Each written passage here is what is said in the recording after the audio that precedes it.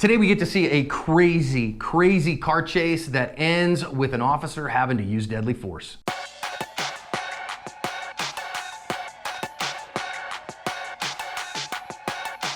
Hi everybody, welcome to today's bonus badge cam lesson here at Active Self-Protection. I'm your host, John Correa, and with me, the host of the Ask Podcast, Mike Williver.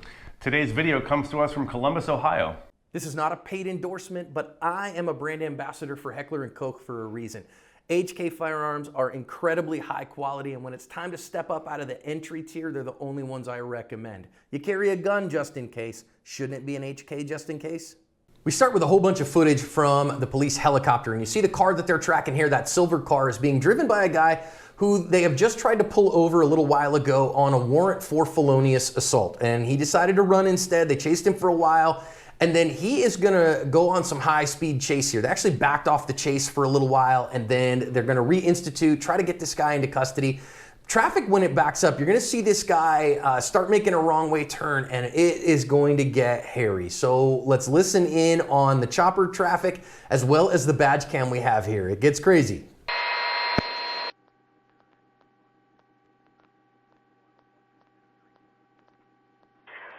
510.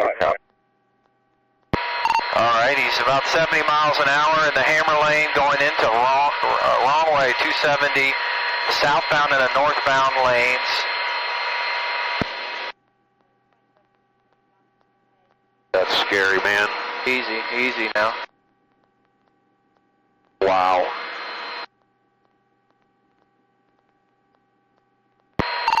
Still wrong way, 270, southbound in the northbound lanes. Dude, he's trying to kill himself, I think. He ain't even trying to stay in like a berm or nothing. What's he passing there? Passing Livingston? Main. Past Main Street, wrong way still. Probably at about 85 miles an hour.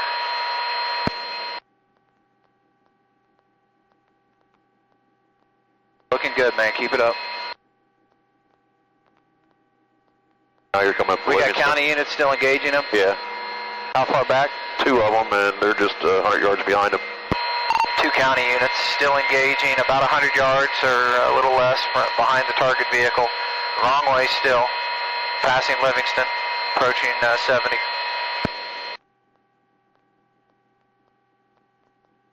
Oh, wow.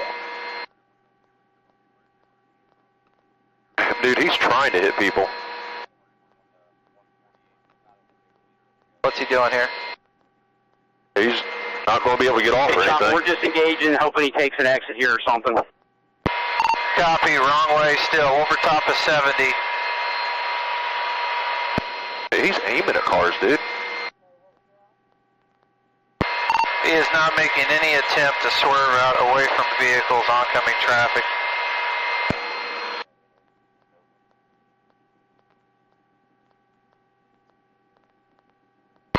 Chopper is up at 2,100 feet here. We're still high. It's 270 southbound, south of 70, wrong way. Coming up to 104. The refugee, I mean. I don't know why he didn't take that turnaround. He's coming up to refugee now. Still wrong way. In the hammer lane. Oh, there it is. Alrighty, just 5, head on. Start medics, heavy rescue radio. No Bixby. No Bixby. He's trying to get out of that car. Slow me down, don't go in too heavy. He's trying to bail,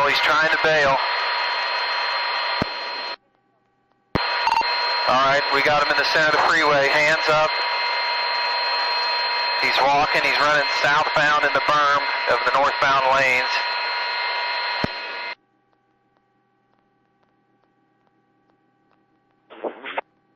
How many cars close? Wind got me here. Hang Slow on. me down, flatten me out, bring me down. Channel 2. Trying to bail.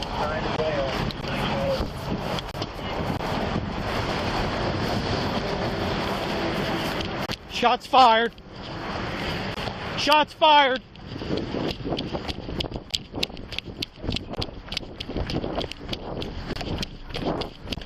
Get down! Get Get down!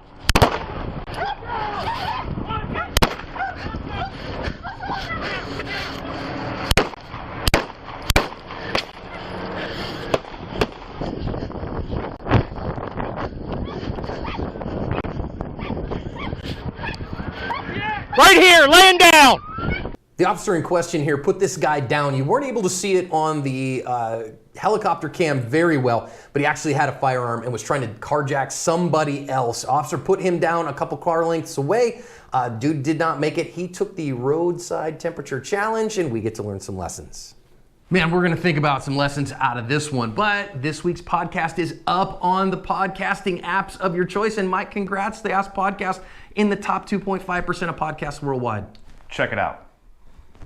I really think, Mike, that this is one of the crazier police chases that I've ever seen. And I mean, the guy literally endangers hundreds of people and is committing aggravated assault against hundreds of people. At what point do we say, gosh, I wish that these cops in the helicopter, had a rifle to disable this vehicle? Or a Sidewinder missile, or whatever's handy would be useful. I watching this, the pursuit part of it, I went between terror and anger like 13 times, because how dare you endanger the lives of all these other people because you don't feel like going to jail because you made a bad decision. It's just so angering. It just boggles my mind. Now, of course, I think the officers backed off at some point, and they backed off again. So when we talk about, wait a minute, well, they're going to want to get this guy into custody. Again, he's wanted on a felony assault. This is not a little misdemeanor or some little minor thing.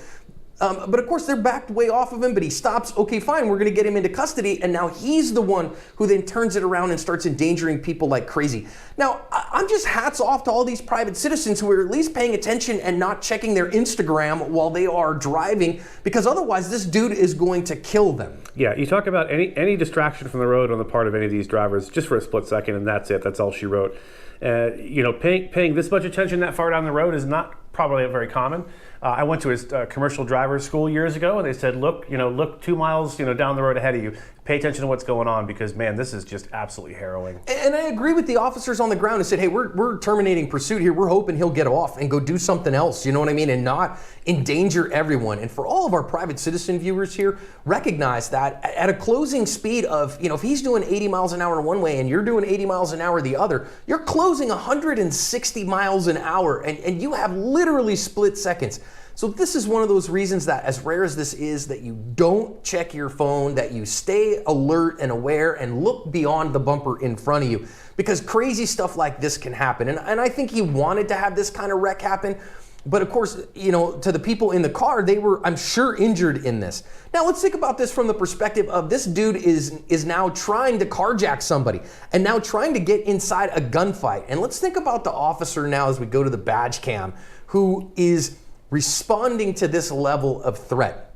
I'm thinking here, gracious sakes, take the long gun. If you think you're gonna get in a gunfight with a felon, if you have a patrol rifle with you, take the second to go get your patrol rifle. Yeah, a 223 or a slug would be perfect in this instance, because we're dealing at distances. You really want to be accurate and precise in your marksmanship, which is easier to do, I think, in a long gun than it is with a pistol at distance. And you're dealing with other people in their cars. You're dealing with traffic. You're potentially dealing with someone who isn't paying attention, is going to, be barreling down the road, not realizing traffic stop because they're checking their Instagram. And listen, for the officer says he had to drive up here, right? So he's obviously responding to the scene, driving up. This is the time to mentally prepare. This is the time to remember, okay, so I'm going to grab the long gun. Remember that I'm going to get a stable sight picture, put the dot or whatever, wherever, and put the reticle where I need it to be, and get a good trigger press. Or if I'm using my pistol, grip, sights, trigger. Grip is the master, sights set the pace, trigger is the servant. So he gets out here and has to almost immediately engage what's going on, because he sees now, again, what is happening with this guy. And I want you to recognize a couple things. Officer just barely gets a glimpse of him here.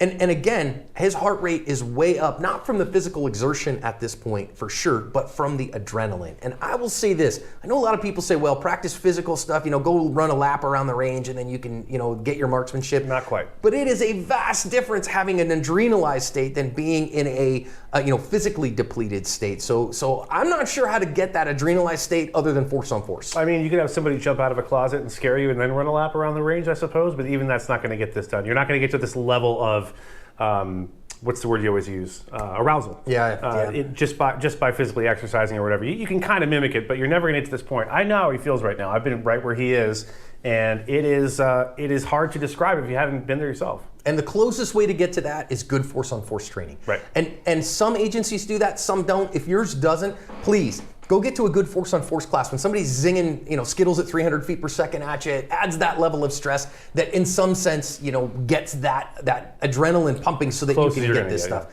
Closest you're going to get. Now, you're going to see, again, look at our bad guys just over the hood of the white car here. If you're going to get out a gun and take a shot at this guy, boy, you better be super confident, because you know there's a driver in that driver's seat. Of course, there is, beyond a shadow of a doubt. You also know that our guy is wanted for felonious assault, has already committed aggravated assault, again, in this particular chase. The officer, I think, saw the fact that he had a firearm, which is why he chose to fire on the guy, and the guy's actively trying to carjack another car. But boy, you can't miss low in this instance. We talk marksmanship all the time on this channel, especially on the badge cams, and how critical it is to be confident in your marksmanship. Because even if you practice the easy stuff at the range, like some people like to do, and don't practice the hard stuff, the stuff they're good at, you might have talked yourself into the idea that you can make this shot, and you've never really tried it under any kind of adverse circumstances. This shot is absolutely nuts, and I got to say, I commend him for taking the shot that he took. Yeah. Now, we will say here, as he's going around this other car, no harm, no foul in this instance. A success is a fantastic deodorant, but there are people in that car, and so I get it. There's a bad guy on the other side of it, but you still need not to point a firearm at people who don't need a gun pointed at him. So making sure that you point your firearm always in the direction of least consequence, especially when you're in a real life situation, is critical. Yeah, it needs to be one of those things that you have practiced so many times that you're unconsciously competent. You don't think about it. You just dip the muzzle of that gun when there's something in the way of it that you don't want to shoot. Well, and this is why we practice 3 redundant rules of firearm safety, right? Particularly, we keep our finger high and in register until we made a conscious decision to fire. And the gun's not going to fire itself. And so, okay, if you only break one, if you don't break both, then you're not going to have a problem, or a consequential problem. But man, dangerous stuff. So keep that firearm pointed in the direction of least consequence, which means not muzzling people who don't need shot. Now, he's going to get around to the end of this car here, and he's going to do a really good job of just very quickly getting a shot out and on that guy. Now, I know a couple things here. We generally encourage people back off their cover just a little bit, back away from it, so you get a little better angles at it. You get a little bit farther away from skips and stuff like that. But I will say that in a rapidly changing environment like he's in right now, could be very difficult to do. For sure. And I want to add that there are people inside of the cover that he's utilizing, and those people might decide, hey, I'm in the middle of a gunfight, I need to get out of here, and hit the gas, and all of a sudden your cover is gone just like that. Well, I know I sure would if I saw that, oh, look, there's an officer. Let's get the heck out of here. No, he's at the back of the vehicle, so hopefully the only thing in between him and the gunman now is a labradoodle and not a child. Hopefully. And again, though, he's using his pistol here. Guys, grip is the master, sight set to pace, trigger is the servant. But over these distances, I'm going to say it again, I think a pistol-mounted optic is a good idea, because it takes out that idea of front sight, inside the rear sight, and those things. Instead, put the biscuit in the basket, put the dot on the guy that needs to get shot and shoot him. I will say his split here. This officer is taking very measured shots. He's not just winging bullets downrange. He's taking very measured shots. And I think this is the one that finally put that guy down. So one of the things, again, in that mental preparation, officers, is thinking about, I'm going to shoot at the pace that my sights tell me I can get the hit at whatever distance I am. Yeah, this is something you can kind of simulate as well in training. In the force-on-force training, you have a projectile, simunition, or whatever system you're running to do your force-on-force. You still have to be accurate with those things, and you're going to know if you're not. If your partner doesn't go ow, you get hit with a high-speed Skittle. If he didn't, you're going to know that as well. So I think that's another good reason for force-on-force training. You've got to be deliberate, not slow down. We don't say slow down, but be purposeful and deliberate with your firearm. Yeah, be careful is what we want. It's not about slow down. It's be careful enough to get the hit you want. Of course, not pointing guns where we don't need to. I do think here one final thing that I think this officer did enough to put a guy down who was a threat to the entire community. Kudos to him, props to him for that. Number 2, I think he did a darn fine job communicating after this, talking to the other officers. Hey, this is who he is. I've got him here, purpose down, cover me on this thing. So, we always talk about this from, of course, the flying community, right? We aviate first, you got to go where you're going, then navigate, where am I going next? But finally communicate when all that's said and done. I will say at the final bit on this, kudos to this officer for not being on his radio when he didn't need to be on his radio. Yeah. I think he did a good job. 100%, he covered his ass.